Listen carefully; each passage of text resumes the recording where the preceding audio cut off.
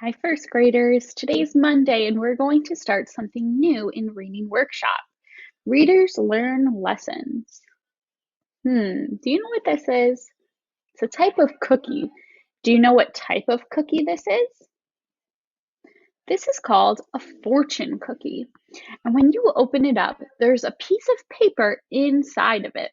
And on that piece of paper is a lesson or some nice words or telling you something really good that you can do.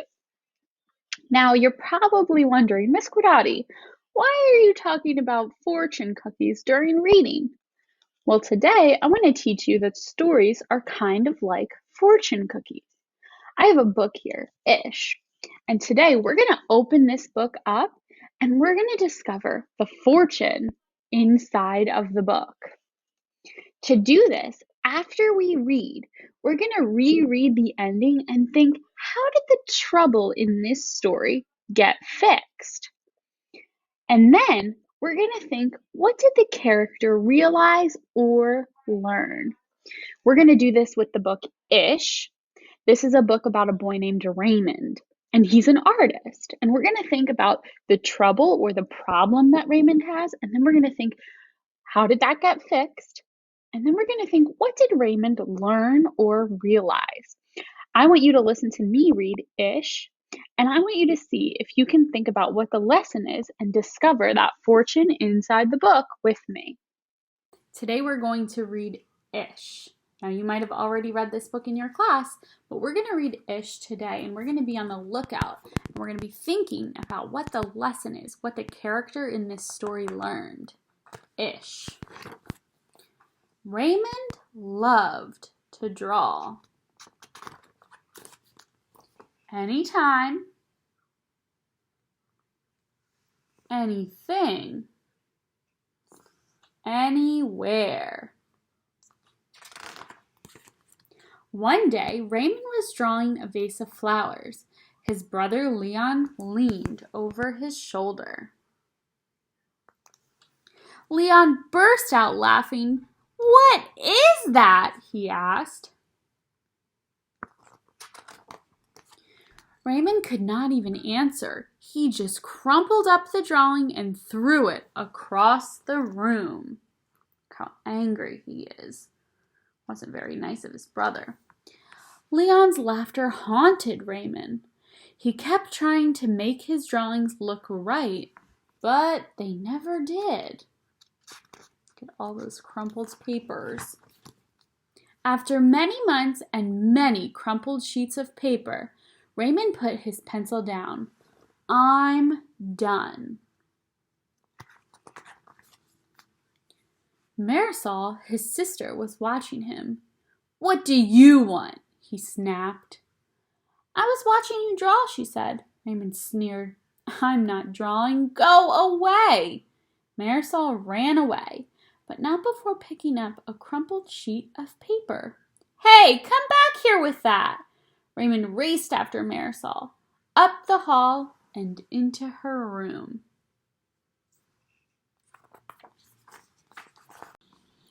He was about to yell, but fell silent when he saw his sister's walls.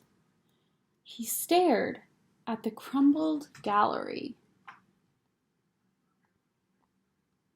So the sister took all of those crumbled pictures that Raymond was crumbling up and throwing out, and she's hung them all on her wall. "This is one of my favorites," Marisol said, pointing. "That was supposed to be a vase of flowers," Raymond said. "But it doesn't look like one." "Well, it looks vase-ish," she exclaimed. So does Marisol care that that picture that Raymond made isn't perfect? Nope. Vase-ish? Raymond looked closer. Then he studied all the drawings on Marisol's walls and began to see them in a whole new way. "They look ish," he said. Raymond felt like Raymond felt light and energized. Thinking ishly allowed his ideas to flow freely. He began to draw what he felt, loose lines quickly springing out without worry. Raymond once again drew and drew the world around him. Making an ish drawing felt wonderful. He filled his journals with tree-ish, house-ish, boat-ish, afternoon-ish, fish-ish, sun-ish. Raymond realized he could draw ish feelings too. Peace-ish, silly-ish, excited-ish. His ish art inspired ish writing. He wasn't sure if he was writing poems, but he knew they were poem-ish. One spring morning, Raymond had a wonderful feeling.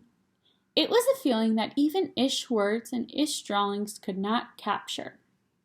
He decided not to capture it. Instead, he simply savored it.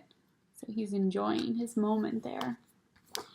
And Raymond lived ishfully ever after.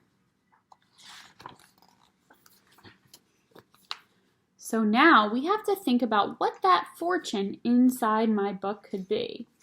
Think about what Raymond, the character, learned here. What was the lesson? What did he learn? We can go back and we can reread some of the ending too to help us. His ish art inspired ish writing. He wasn't sure if he was writing poems, but he knew they were poem-ish. One spring morning, Raymond had a wonderful feeling. It was a feeling that even ish words and ish drawings could not capture.